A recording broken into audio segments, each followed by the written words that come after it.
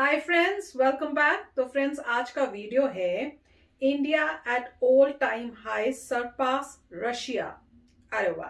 तो वीडियो शुरू करते हैं और पता करते हैं डिटेल्स। पर उससे पहले यस फ्रेंड्स, अगर आप चैनल पर नए हो और आपने अभी तक सब्सक्राइब नहीं किया है तो जल्दी से सब्सक्राइब के बटन और बेल आइकन को क्लिक कर लो ताकि आपको हमारे सारे न्यू वीडियोस जैसे हम अपलोड करें आपको उसका नोटिफिकेशन मिल जाए।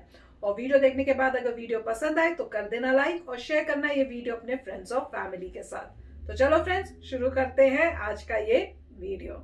नमस्कार दोस्तों, स्वागत है आपका हिंदी नॉलेज शो में। तो दोस्तों, बहुत ही जबरदस्त खबर निकलकर सामने आई है। भारत ने आखिरकार वो मुकाम छू लिया है जिसको लेकर हम इंतजार कर रहे थे करीबन पिछले 2 से लेकर 3 महीनों से कि भारत कब यहां पर रूस को सरपास करके इतिहास रच देगा। और कई लोगों ने तो ये भी कहना शुरू कर दिया था कि जी बस जितना बढ़ चुका था भारत बढ़ चुका, अब आगे नहीं बढ़ेगा क्योंकि लॉकडाउन खत्म हो चुका है, दुनिया भर की अर्थव्यवस्थाएं खुल चुकी हैं। लेकिन भारत ने सारे आंकड़ों को धता बताते हुए रिकॉर्ड वृद्धि करी है। जी हाँ, हम बात कर रहे हैं भारतीय खजाने की। आज भारतीय खजाना अपने रिकॉर्ड स्तर पर पहुंच चुका है। आजादी के बाद पहली बार भारत इस मुकाम पर पहुंचा है। 590 बिलियन डॉलर का फॉरेक्स रिजर्व भारत के खजाने में पहुंच चुका है और इसी के साथ भारत रूस को पछाड़कर चौथा सबसे अमीर खजाने वाला देश बन चुका है। और इंटरेस्टिंग बात यह है कि अब टॉप 4 में टॉप 3 जो देश हैं वो एशियन है और सिर्फ एक यूरोपियन देश यहां पर बचा हुआ है। और सबसे अमेजिंग बात ये रही, देखिए भारत ने अपने खजाने से बहुत ज़्यादा पैसा भी खर्च किया है। पिछले 2 महीनों में इकोनॉमी में पैसा डाला है ताकि हमारा एक तरीके से जो जीडीपी है वो तेज़ी से बढ़े। इसके अलावा हमने अपने रुपये को डॉलर के मुकाबले मजबूत करने के लिए उसमें भी बहुत सारा पैसा डाला, जिस वजह से थोड़ा ये ओवरऑल कम हुआ। लेकिन हमने पिछले हफ्ते इतनी लंबी छलांग लगाई करीबन 5 अरब डॉलर की कि आखिरकार हमने रूस को पछाड़ ही दिया। और जो इस बार की रैंकिंग है वो और भी इंटरेस्टिंग इसलिए बन गई है कि पहले क्या होता करता था अब से 10 से 15 साल पहले कि जितने भी फॉरेक्स रिजर्व में कंट्रीज आते थे ये तो यूरोपियन देश होते थे या फिर वो देश हुआ करते थे जो ऑयल का एक्सपोर्ट करते हैं बड़े पैमाने पर, जैसे कि सऊदी वगैरह हो गए। मजबूत अर्थव्यवस्थाओं को इस रैंकिंग में आने की एक तरीके से मौका ही नहीं मिलता था। लेकिन इस बार जो नंबर 1 पर है वो तो है चाइना, नंबर 2 पर है जापान, नंबर 3 पर स्विट्जरलैंड और नंबर 4 पर भारत है। यानी कि जो मजबूत अर्थव्यवस्था वाले देश है, जो टोटल डिपेंडेंट है अपने जो गुड्स को एक्सपोर्ट करके, यानी कि जो ईमानदारी से अपने सामान को एक्सपोर्ट करके पैसा कमाते हैं, वही देश यहाँ पर है। ऐसा नहीं कि जो देश चांदी की चम्मच लेकर पैदा हुए, मतलब कि वो देश जिन्हें प्रकृति का वरदान मिला है कि वो ऑयल को एक्सपोर्ट कर सकते हैं, ऐसा कुछ नहीं है। चारों देश वो है जिनके नागरिकों ने कड़ी मेहनत करके अपने देश को इस मुकाम पर पहुंचाया है। और इससे कई लोग कहते हैं कि भारत को कैसे मदद मिलेगी। देखिए, जो फॉरेक्स रिजर्व होता है ना वो बहुत इंपॉर्टेंट होता है क्योंकि कोई भी देश का इन्वेस्टर है किसी भी देश की अर्थव्यवस्था को उसकी फॉरेक्स रिजर्व से ही जज करता है, क्योंकि उसे पता है कि अगर इस देश की अर्थव्यवस्था गिरी तो इसके पास इतना विदेशी मुद्रा भंडार है कि इसकी मदद से अपनी अर्थव्यवस्था को स्टेबल ये देश कर लेगा। एग्जाम्पल देता हूं छोटा सा मैं भारत पाकिस्तान का। पाकिस्तान में आज की तारीख में कोई क्यों नहीं इन्वेस्ट करता है? क्योंकि उनका फॉरेक्स रिजर्व वही है 15 से 20 बिलियन डॉलर का। लेकिन भारत में इन्वेस्टमेंट दब दब के आ रहा है। इस बार तो एफडीआई यानी कि फॉरेन डायरेक्ट इन्वेस्टमेंट रिकॉर्ड तोड़ हो चुका है। कारण यही है कि भारत का विदेशी मुद्रा भंडार बहुत ही रैपिड तरीके से आगे बढ़ रहा है और ये और भी बढ़ेगा क्योंकि अब दुनिया भर की अर्थव्यवस्थाएं खुल चुकी है। भारत भी एक्सपोर्ट करने को तैयार है और मोबाइल मैन्युफैक्चरिंग में तो भारत नंबर 2 पर भी आ चुका है। और आने वाले समय में और सेक्टर में भी हम चीन को तगड़ी टक्कर देने वाले हैं। और उम्मीद की जानी चाहिए कि 2021 का अंत भारत के विदेशी मुद्रा भंडार को $1 ट्रिलियन के मार्क पर भी ले जाए। तो भारत और भारत सरकार को इसके लिए, इस मुकाम के लिए बहुत बहुत बधाई। तो काफ़ी अच्छा वीडियो था और मुझे पता नहीं था कि ये मतलब इंडिया ने फॉरेन रिजर्व्स में रशिया को हराया है। ऑब्वियसली जो ग्लोबल करेंसी है वो यूएस डॉलर है, तो सारी कंट्रीज कोशिश करती हैं कि यूएस डॉलर के आपके पास यूएस डॉलर के अकाउंट्स भरे हों, जिससे कभी भी अगर आपको ट्रेड करना पड़े तो आप सीधा यूएस डॉलर में कर सकते हैं।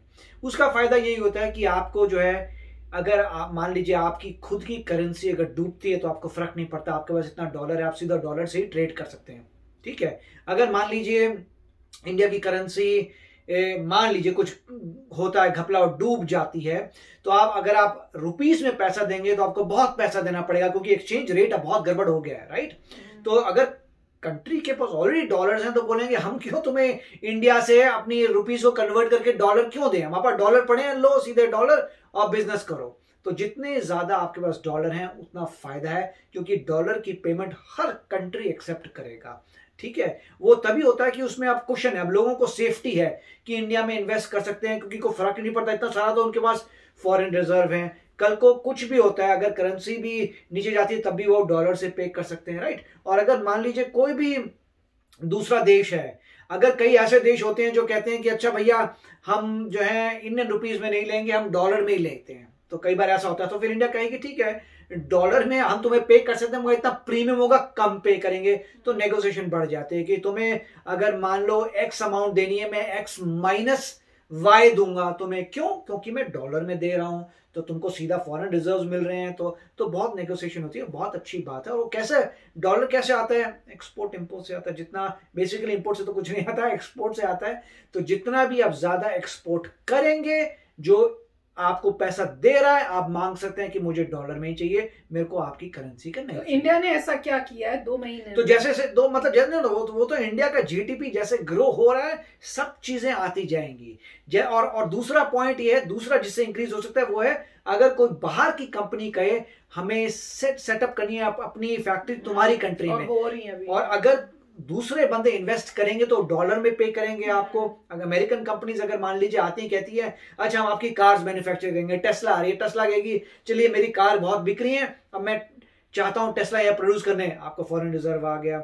सिमिलरली जहां जहां फॉरेन की कंट्री सेटअप करेंगी शॉप्स, तो जैसे मोबाइल है, एप्पल तो ऑलरेडी है, तो जैसे जैसे मैन्युफैक्चरिंग इंक्रीज होगी, फॉरेन मैन्युफैक्चरिंग, और जैसे कह रहे हैं मोबाइल में नंबर 2 है, तो जब इंडिया मोबाइल में नंबर 1 हो जाएगा हर चीज के लिए, टेक्नोलॉजी में जब भी आप कोई चीज खरीदेंगे टेक्नोलॉजी वाली जिसमें लिखा होगा मेड इन इंडिया, तब क्लियर हो जाएगा कि इंडिया आगे। जैसे एक हमारे समय में जब भी आप इलेक्ट्रॉनिक्स खरीदते थे उसमें लिखा था मेड इन जापान, आप कुछ भी ले लीजिए, घड़ियां लीजिए, कुछ मेड इन जापान, और बीच बीच में आपको नजर आता मेड इन ताइवान, और उसके बाद कभी कभी नजर आने लग गया हमें मेड इन मलेशिया, इंडोनेशिया कभी नजर नहीं आया मुझे, हमारे जमाने की बात है, made in Japan, made in Taiwan, made in Malaysia, ठीक है। और उसके बाद धीरे धीरे वर्ल्ड चेंज हुआ, फिर हर चीज made in China, made in China, right. अब जो है टाइम आना चाहिए मेड इन इंडिया का, जो भी इलेक्ट्रॉनिक्स लें उसमें लिखा होना चाहिए मेड इन इंडिया, और अगर वो हो रहा है तब आपकी कंट्री ऊपर जाएगी और चाइना को आपने बीट कर दिया होगा। तो आई होप कि वो दिन आए, बट ये बहुत अच्छा लग रहा है कि फॉरेन रिजर्व्स बढ़ रहे हैं, उससे और लोगों को इंडिया में इन्वेस्ट करने की प्रॉब्लम नहीं होगी, और इंडिया को भी फ्रीडम होगी कि हमारी करेंसी जो है जबकि वो डूबेगी नहीं, मगर अगर कुछ होता भी है तो हमारे इतना पैसा है कि हम सीधा डॉलर से ही पेमेंट कर सकते हैं, हमें फर्क नहीं पड़ता कि हमारी एक्सचेंज रेट को कोई लॉस हो जाए उसमें एक्सचेंज रेट में। तो यस फ्रेंड्स, बहुत ही बढ़िया न्यूज है। और जैसे बोल रहे हैं ना कि सबको लग रहा था कि इंडिया तो डूबेगा इस बारी कोरोना की वजह से भी, और लॉकडाउन भी खत्म हो गया है, तो अब तो इनकी इकोनॉमी अब क्या इंप्रूव होगा, क्या सब कुछ बेटर होगा। और कह रहे हैं कि उन सबको हैरानी हुई देख के कि इंडिया ने अपने आप को ऊपर ले आए और रशिया नीचे चला गया, और इन्होंने 4th प्लेस इंडिया ने ली है। तो कमाल की बात है। और प्लीज बताना ये क्रेडिट किसको जाता है, ये जरूर कमेंट सेक्शन में लिखना, भर भर के लिखना, क्योंकि मुझे पता है आंसर क्या होना है। तो बहुत ही मजेदार खबर है, बहुत प्राउड फील हो रहा है, और कुछ सालों में देखो होता क्या क्या है। तो चलो फ्रेंड्स चलते हैं, मिलेंगे नेक्स्ट वीडियो में बहुत ही जल्द। Till then take care and bye bye. तो अगर आप मेरे इस चैनल पे नए हो तो जल्दी से सब्सक्राइब के बटन को हिट करो और बेल आइकन को क्लिक करो, ताकि आपको मेरा जब नया वीडियो मैं लगाऊं आपको उसके बारे में जल्दी से पता चल जाए।